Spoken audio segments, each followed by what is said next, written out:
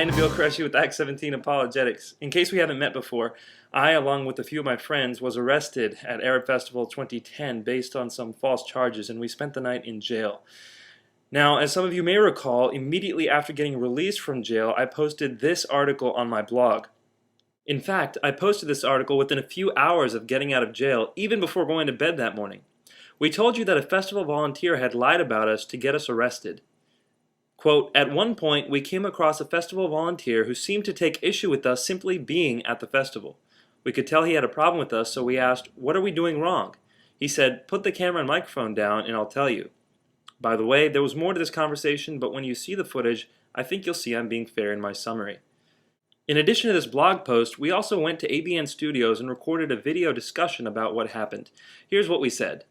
What we found repeatedly in Dearborn is that any random person can walk up to a police officer or to a security guard and say, those Christians are bothering us, or those Christians are doing something, and police will not hesitate, or security will not hesitate, to come over, stop us, remove us from the festival, or in this case, lock us up, put us in jail. And so in this situation, we were falsely accused, and we had the footage. We said to the police officers, we have the video footage right here on our cameras of exactly what happened. Will you sit down and watch it with us? They refused, and instead they put us in cells. Well, it's been a month and a half since we made those posts, and we still haven't posted the footage. You might be wondering, as I would be if I were you, why have they not yet posted the videos? That's an excellent question. Well, it took about a month for us to get our cameras back from the city of Dearborn, and right before getting them back, the mayor and the city of Dearborn unleashed a slew of false accusations against us, including that we've been attacking Dearborn for several years, that our intent is to disrupt a local cultural festival, that we misrepresent facts in order to raise funds, that we disrupt events in other cities, that we failed to mention Christians at the festival, that we knew about the designated free speech zone at the festival, that we pretended to be arrested, that we led others to believe we were arrested for handing out flyers, that we were aggressively engaging passersby, that we were confrontational debating random people, that we violated written policy and crowd control, that we knew the festival sidewalks not considered a public sidewalk for First Amendment purposes, that David had gathered a large crowd around him at the time he was arrested, that David was blocking a key access point between tents, the crowd was forced to go bigger solely because people could not pass, that we intentionally created a public danger, that we wanted to be arrested on videotape. Yeah, because I like counting cinder blocks at 2 o'clock at night. That we wanted to inflame the passion of viewers by misrepresentation of facts, that the Dearborn Area Ministerial Association was unsuccessful in getting a response from us, that we were inciting a riot, that David, Paul, and I were hesitant when being arrested, that we were told we were being under arrest at that time, that David lifted his camcorder into the air after being told he was under arrest, that I began screaming into the crowd surrounded the policeman, that we said we confronted Roger Williams, that we confessed to filming Roger Williams after he asked us to stop, that our actions were causing agitation, that our arrests were a matter of public safety, that we escalated our behavior when the police came to arrest in a well-orchestrated and deliberate manner, and finally, that we ignored festival rules, regulations, and court decisions. Ever since getting our footage back, we've been busily responding to this campaign of falsehood and lies. And now, after having plumbed the depths of slander and calumny, it seems like they've run out of ideas. And so we finally get to post the footage that we originally talked about. A man by the name of Roger Williams lodged a complaint about us, saying we were harassing him. According to the police report, Williams stated a film crew began recording him doing his festival duties. He advised the subjects that he did not want to be filmed and told them to stop. Williams stated that they did not stop and instead began to surround him. He added that he felt extremely uncomfortable and thought he could not leave, although he attempted to several times. They continued to pester him and badger him with questions and continued filming. Williams again told them to stop filming. Qureshi Wood, as well as Rezkullah, finally put down the microphone and camcorder to speak with him, but he noticed Mael still filming within hearing distance. He radioed to security for assistance, and the party soon left. So let's summarize Roger's claims in his official police report. He says that he advised us that he did not want to be filmed, and so he told us to stop, but that we did not stop, and instead we began to surround him such that he thought he could not leave. He says he attempted to leave several times, but we continued to pester and badger him with questions. He also says Nagin was filming within hearing distance, and he makes it sound as if after badgering him and harassing him, he finally radios to security for assistance, which is when we left. But now that we have the footage back, let's take a look at the video, shall we? Here's a video of Roger approaching me and Luke, accusing Luke of covertly working with Act 17. After Roger leaves, Luke tells me that this is the same volunteer who handed him over to the police. 8.5 minutes later, we ran into Roger again. Well, this is where the action goes down, so watch the video carefully.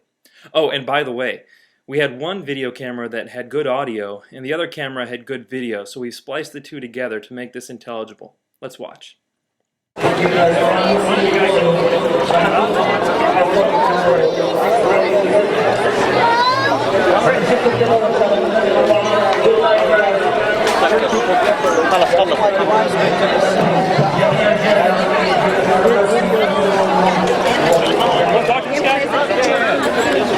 I'm not going to get.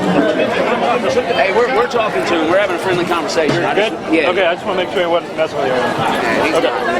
Listen, you don't have to worry about me messing with him. You need to worry about me messing with you. All right? Why is that? What are we doing? Guys. What are we doing? What are we doing that could cause a problem? Well, all right, now you're complaining. Complaining to who? Is complaining illegal? It's not even complaining. It's all right, guys. Security, this is Roger.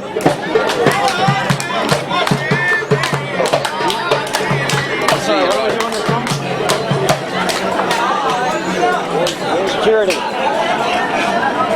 Okay, so apparently we're doing something illegal. I'm waiting to hear what it is exactly. Nobody said you did anything illegal. Okay, I'm not doing anything illegal. Okay. But you weren't calling security on us for some reason. We had no clue why. Can you explain it to us? Why were you calling security on You us? turn the camera off. I'd love to. Okay, he wants to tell us we're doing something wrong if we turn the camera off. So I guess we'll turn the microphone off so we can hear. Okay, that's that. All right, it's off. What are we doing wrong? No, let's go. You want to talk? That was a bluff. That was a bluff. Oh, really? Security's right there. What are they doing? Not act like this. Like what? What did we do? We have no clue what we did. Name anything we did. All right. All right, leave him alone. I want to hear what he has to say. That's the point. He's not going to say anything. I mean, you don't have to record this. I just want to talk to him and see what we did wrong. Want to turn it off? You can here. You take this. I'm gonna go talk to him. Okay. At this point, I go to talk to Roger without a camera and a microphone, just as he requested. But he immediately sends me away, saying, "Get away from me." I complied, and so there's no footage left to see. Wow. Let's see that one more time. Want to talk to this guy? I'm not going to get. Hey, we're talking to him. We're having a friendly conversation. Good? Yeah. Okay, I just want to make sure he wasn't messing with you. Okay. Listen, you don't have to worry about me messing with him. You need to worry about me messing with you. All right. Why is that? What are we doing? Can it be any more obvious that his intentions were simply to cause problems? Then, after this segment of the video, we go on to show you that he did not advise us that he didn't want to be filmed. He did not tell us to stop filming him. At no point did we surround him, and at any point in time could he have left freely. He did not attempt to leave at all, and we didn't pester him and badger him with questions. We just asked him what he meant by something he had said. Nagin was filming behind multiple tents, and there was no way at all that she could have heard anything that was being said. In fact, here's a clip of her video camera and what she could hear.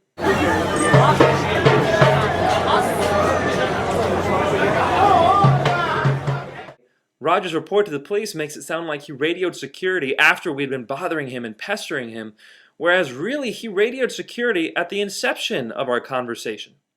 So after assessing all these claims, how many of them are true? 0. After Roger left, he immediately went and talked to security. Roger had already admitted to us that we weren't doing anything illegal, but apparently security convinced him that he should take this to the police. Suddenly, we saw people around us taking pictures. We didn't know it at the time, but these pictures were being taken so that the police could identify us. A Muslim woman by the name of Amal al-Islami then took over, and the rest is history. One has to wonder, why did Roger do all this? The best I can come up with is that, like the mayor, Roger wants to placate the local Muslims. And it works. Just listen to this crowd of Muslims cheer as we are arrested based off Roger's false accusations.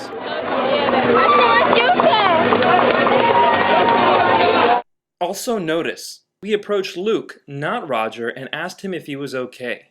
The reason we did this is because we've noticed something strange happens in Dearborn. If Christians' rights are trampled, it seems as no one seems to care. Last year, when many Christians had their rights trampled, no one came to defend them. Then Mary Jo Sharp, a believing sister, was physically assaulted by security guards, and virtually everyone left her undefended. This year, after our 18-year-old sister Nagin was physically and illegally detained by police, we again see the people of Dearborn saying virtually nothing. It seems like no one there seems to care about the rights of believers. Well, we care. And when we see the same man who had harassed Luke just moments earlier approaching him again, we were worried and we wanted to see if he was okay. So why did the police ignore us? Why didn't they just look at the footage? Well, I think the answer is clear. Because they wanted to get rid of us. Well, how do we know this? Just look at the police report. The police lied about what we said, including that we confessed when we hadn't, among many other distortions. I sense another video coming here. Amal al-Islami, the person listed in the police report as the #1 witness, contradicts herself. At first she says she saw the whole thing, and later she says she doesn't see anything. In actuality, all she does is come by and take pictures of us, as you can see in this clip here.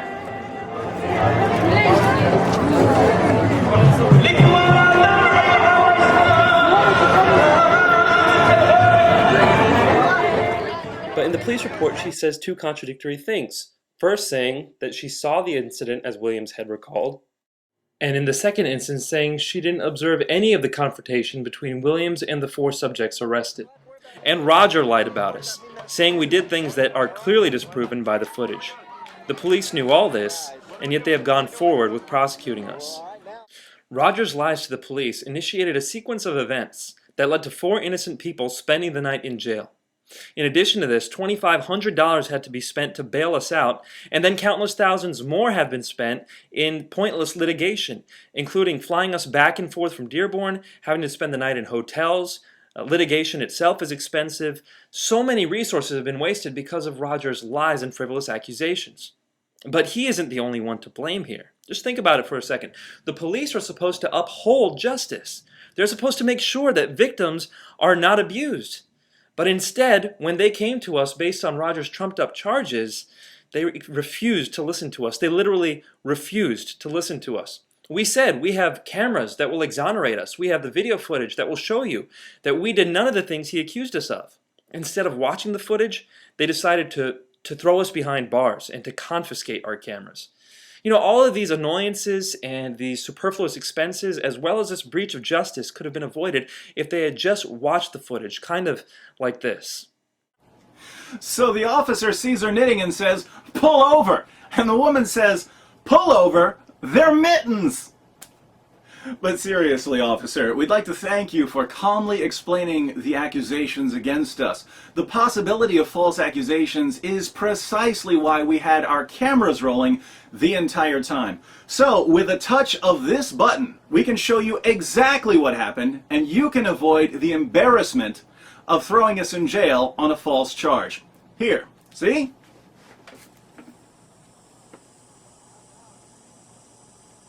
Would have been nice if it worked out that way, wouldn't it have been? But it didn't. The police were not interested in hearing us. They weren't interested in upholding the truth. They were furious at us because of what happened last year, and so they threw us behind bars. All we did was go to a booth that invited us to ask questions, and we asked a question of the Muslims there. We were ultimately abused because of it, and so we showed the world the abuse, and now the city of Dearborn is furious at us for standing up for our own rights. So this year, they locked us up on false charges, knowing full well that those charges were false. Their point? Don't come to Dearborn and even potentially offend the Muslims here. Our point? Well, we're not going to stop standing up for the truth. First and foremost, the truth of the gospel, that Jesus Christ, our God and Savior, came to this world and died on the cross for our sins, and he then rose from the dead. This is the truth we will go on proclaiming to anyone, anywhere, because it is what we've been commanded to do, and it is our life's purpose. But we will also defend the truth when Christians are being harassed and their rights are not being upheld, anywhere, be it in Dearborn, outside the United States, anywhere. This is Act 17 Apologetics.